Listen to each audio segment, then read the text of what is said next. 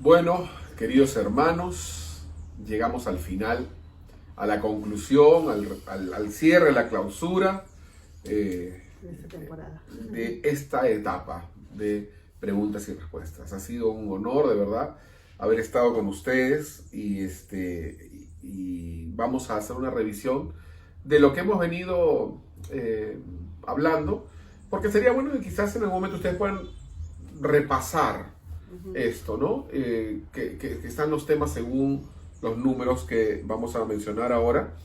Y también les he pedido a los hermanos que están a cargo de la difusión y todo, para que puedan poner todo este paquete completo en el YouTube también, en el YouTube de la iglesia, no solamente en el Facebook, sino en el YouTube, para que puedan ir directamente con un link a YouTube y ustedes puedan buscarlo y disfrutarlo en otro momento también, ¿no?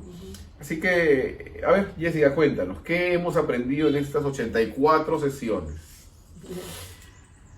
Han hecho preguntas muy estratégicas, muy buenas y de mucho beneficio para muchos otros hermanos y hemos recibido también muchas llamadas del beneficio que está haciendo las respuestas, lo cual nos llena de alegría, de gozo en el Señor, de saber que el Señor nos está usando. Entonces yo leo la pregunta y les digo las sesiones que abarcó esta pregunta para que en un debido momento ustedes puedan revisarlo y puedan afirmar lo que han recibido. La primera pregunta es ¿cómo encontrar paz en el desierto? Y hemos abarcado aquí desde la sesión 2 hasta la 12. Hemos visto ahí, por ejemplo, los tipos de desierto, aquellos que son por desobediencia, por descuido, por opresión, aquel desierto que es para escudriñar lo que hay en tu corazón, aquellos desiertos que son para tentación también. Hemos visto, por ejemplo, aquellos momentos que pasamos desierto por una opresión también, que es un tema bastante espiritual. Y bueno, finalmente ya terminamos hablando sobre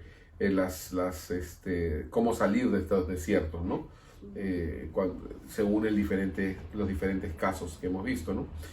Eso fue hasta la 12, pues, ¿no? Sí. De la 2 a la 12, ¿no? Luego la segunda pregunta fue ¿por qué no recibimos si pedimos de acuerdo a su voluntad?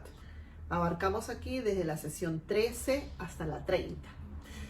Aquí vimos, por ejemplo, definimos qué es la voluntad de Dios. Teníamos que definir, porque a veces decimos por qué no recibimos cuando pedimos según su voluntad, y a veces no sabemos pedir según su voluntad. Hablamos de la oración, hablamos de el alimento en casa, hablamos de cómo Dios también nos provee, nos da respuestas a través de otras personas, de otras vasijas. Hablamos de sueños y visiones. Hablamos de, aquí tengo cómo Dios utiliza circunstancias, ¿no? Para poder respondernos a nuestras peticiones. Hablamos de que Dios muchas veces no nos responde inmediatamente porque hay un tema pendiente, ¿no? Y Dios está esperando que podamos resolver ese tema pendiente. También vimos cómo muchas veces Dios está esperando que pongamos de nuestra parte también, cuando ya nos dio una instrucción en particular.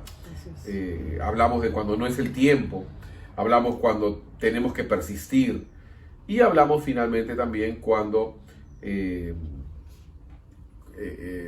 Dios nos da cuando no pedimos, ¿no? Y luego ya cerramos con el pensamiento de cuando tus peticiones maduran, ¿no? Cómo es que ya vas cambiando tu forma de pedir porque vas siendo más conforme al corazón de Dios y más como su voluntad, ¿no? Otra pregunta fue ¿por qué hay tantas religiones? Es la sesión 31. Bueno, ahí fue una sola sesión nada más, ¿no? Ahí hablamos de dónde viene la etimología de la palabra religión, ahí hablamos del libro de Eclesiastés y hablamos de las personas que dicen no tener ninguna religión. Hablamos en realidad más que nada de definiciones, pero dijimos que el énfasis en esto fue que la gente pueda ver a Jesús en ti, ¿no? Que seas conocido por Jesús en tu vida. Otra pregunta fue, ¿cuál es la verdadera iglesia? Que fue la sesión 32. La verdadera iglesia, dijimos, era la que Jesús estableció. Y la conforman aquellos que le recibieron, los que creen en su nombre. Eso es lo que dice la palabra, ¿no? Entonces, la eclesía o iglesia es aquella agrupación que tiene un llamado de salir a predicar, a llevar la palabra, a hacer luz en medio de las tinieblas. Que la iglesia no es lo mismo que el templo. Así es. Luego otra pregunta, ¿cómo tomar decisiones en situaciones difíciles? Abarcamos desde la sesión 33 hasta la 44. Esa fue la más larga, creo, ¿no? Sí. Hablamos primero definimos que tenemos que tomar decisiones, que Dios no toma las decisiones por nosotros, que la palabra dice: yo pongo delante de ti esto y esto, escoge esto, ¿no? Entonces, al comienzo pensamos que iba a ser corto esto, pero nos dimos cuenta que había tanto material para compartir. ¿Cuáles son las situaciones difíciles en las que uno tiene que tomar decisiones? Por ejemplo, cuando estás contra el tiempo, cuando estás en angustia, cuando estás humillado, cuando te dan muchos consejos, ¿no? Cuando no sabes qué hacer, ¿no? Cómo tomar decisiones cuando simplemente no sabes qué hacer. Dijimos también que no tomar una decisión es tomar una decisión, ¿no? Cuando tienes diversas opciones. Hablamos de cuando tu corazón está inclinado, ¿no? Esa fue quizás una de las más... Decisiones de alto precio también dijimos, ¿no? Aquellas que son de alto precio. Decisiones cuando estás bajo presión. Hablamos de la decisión incorrecta con el corazón correcto, ¿no? También. Cómo el Señor encausa nuestro camino, ¿no? Esa fue hasta la 44. Sí. Luego hablamos acerca de los dones del Espíritu, que abarcamos las sesiones desde el 45 hasta el 47. Así es. Ahí simplemente fueron 3. Hablamos de la llenura, hablamos del don de lenguas, que es un tema que era importante que podamos aclarar, y hablamos de cómo obtenerlos, ¿no? Y que la palabra dice que esto es una promesa para sus hijos, ¿no? También la otra pregunta fue ¿cómo obtener madurez en el Señor? Y aquí abarcamos desde la 48 hasta la 66. Esta fue la más larga. Esta fue la más larga. Sí. Y fue la más larga porque tenía que madurar, ¿no? O sea, justamente por eso, ¿no? En la madurez en el Señor hablamos de cómo se obtiene. Eso es una de las preguntas quizás más difíciles. Hablamos de la madurez en el sentido de un árbol, de cómo naturalmente debe... Hablamos mucho de eso, enfatizamos mucho de la importancia de que la madurez tiene que ser algo natural. Hablamos de qué cosa es la madurez y qué cosa no es la madurez. Lo que no es madurez es pretender ser maduro, ¿no? Luego hablamos de los elementos circundantes, o sea, lo que rodea, ¿no? a la madurez. Cuando Pablo dice: yo regué, yo planté, Apolo regó, etcétera, pero el crecimiento lo da Dios, ¿no? Entonces, la atmósfera también, ¿no? Luego hablamos de el vano esfuerzo propio también. El árbol no puja para dar frutos. Hablamos también de la paciencia. Hablamos de la insatisfacción. Es cuando tú estás en una posición de insatisfacción, que anhelas más de Dios. Y entonces Pedro, cuando le dice al Señor Jesús: ¿y qué de este? Jesús le dice: tú ven, sígueme nomás, no te preocupes. Tú tienes que tener ese anhelo al margen de lo que suceda alrededor tuyo, ¿no? Luego hablamos de cómo evaluar la madurez también, ¿no? La palabra nos habla de los frutos. Hablamos de intereses personales y que esto afecta, obviamente. Hablamos de la mamá de los hijos de Zebedeo, de cómo ellos tenían intereses personales. Y ahí se demuestra la inmadurez, ¿no? Es una forma de detectar la inmadurez. Hablamos también de las reacciones, ¿no? Ya aquí entramos al punto de cómo puedo identificar a una persona que no tiene madurez, ¿no? Y a veces vemos las reacciones que la persona tiene. Y que, repito, no por eso no sea un hijo de Dios, simplemente que la persona, cuanto más madura es, será más pacífica, más mansa, más afable, ¿no? Tendrá ciertos atributos más como los de Cristo, ¿no? Luego hablamos de apariencias y falta de integridad. Hablamos de las personas que hablan mucho, hablamos del siervo que es contencioso, hablamos de la prudencia, hablamos de que una persona madura promueve el crecimiento de otros, por ejemplo, ¿no? No está celoso porque otro sea levantado, ¿no? Hablamos que la persona madura soporta presión, ¿no? Hablamos de esta persona inmadura que manipula. Hablamos de la persona madura que es compasiva. Hablamos de la persona madura que enseña con el ejemplo. Y hablamos de la persona madura que muestra humildad, que quizás es uno de los mayores atributos imprescindibles para una persona madura, para un líder, para un pastor, ¿no? Y que Dios lo que más detesta es la altivez de corazón. Y la última pregunta que desarrollamos fue, ¿existe depresión en el cristiano? Y fueron también de mucho beneficio y abarcaron desde la sesión 67 hasta la 84. Esto también fue un tema largo, ¿no? Interesante, lo hemos terminado recién ayer. Hablamos cuando es la depresión que explicamos que era producto de algo, ¿no? El pecado, la desobediencia. Hablamos cuando hay temas que son ineludibles, como la muerte de un abuelito, porque ya es un tema de edad. Hablamos de aquellos que son imprevistos cuando suceden accidentes o cosas que no lo planeábamos, como por ejemplo la pandemia, ¿no? Hablamos también de la salud física, ¿no? Hablamos de temas que incluso hasta hormonales, ¿no? Hablamos de cómo físicamente a veces podemos tener cosas, pero en todas ellas aprendimos de memoria el Salmo 40, versículo 17, que aunque afligido yo y necesitado, o sea, deprimido, Jehová pensará en mí, mi ayuda y mi libertador eres tú, Dios mío, no te tardes, ¿no?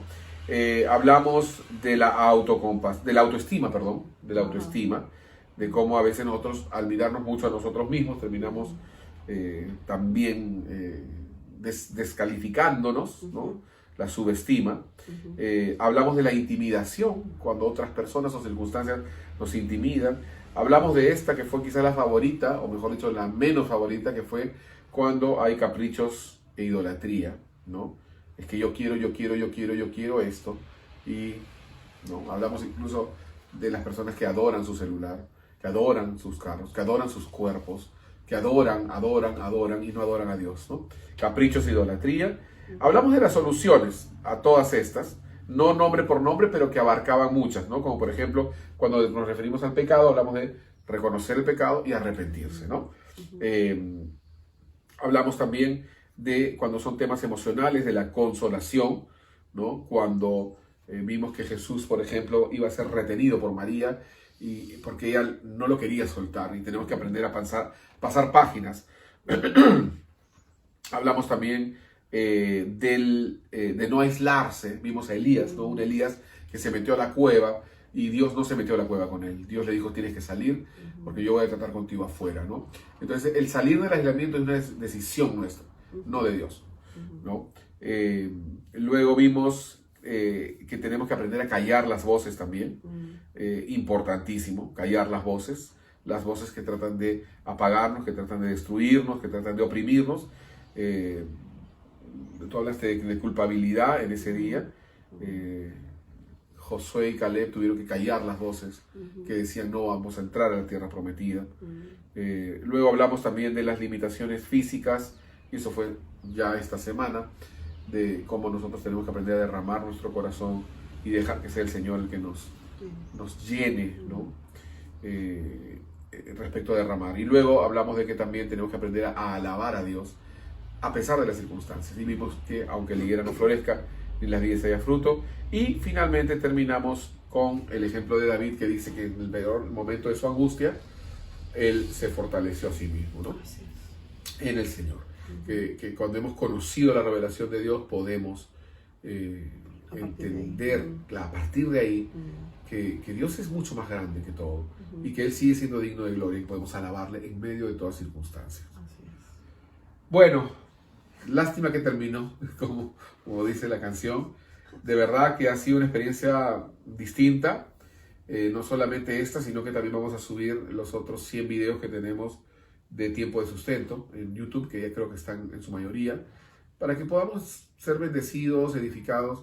Y como le dije a todos, esto también es una forma de discipulado, porque de esta manera creo yo que la iglesia y los hermanos van entendiendo cómo nosotros también pensamos, sentimos, creemos y cómo podemos ayudar a otros y cómo ustedes pueden ayudar a otros también.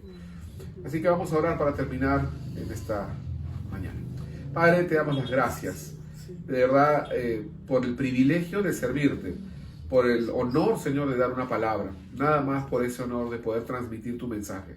Yo oro, Señor, para que esta palabra pueda, todas estas 185 enseñanzas, Señor, 1850 minutos, Señor, puedan ser una palabra fresca que caiga en buena tierra, que pueda ser regada, Señor, que pueda brotar, que pueda dar frutos, Señor, y que nosotros podamos ser transformados por medio de esto, Señor. Te damos gracias porque es tu Espíritu Santo el que nos inspira y el que inspira a cada uno de tus hijos. Así que nos despedimos, Señor, en este cierre, esta clausura, dándote a ti el honor, la gloria y las gracias por esta oportunidad, por poder hablar libremente el Evangelio en todas las redes sociales y poder predicar tu palabra y ser edificados, Señor. Gracias, Señor. Oramos para que tú bendigas, Señor, a todos nuestros hermanos, a todos nuestros líderes, pastores, a los que nos gobiernan, Señor, a nuestros presidentes, a nuestros congresistas, ministros, Señor. Los bendecimos y te pedimos que tu luz alumbre, Señor. Bendice, Señor, este país. Bendice a nuestros hijos. Bendice a nuestros seres queridos. Visita a nuestros enfermos y levanta, Señor, al caído. Te damos la gloria y las gracias en el nombre de Jesús. Amén. ¿Así? Que el Señor los bendiga, hermanos. Amén.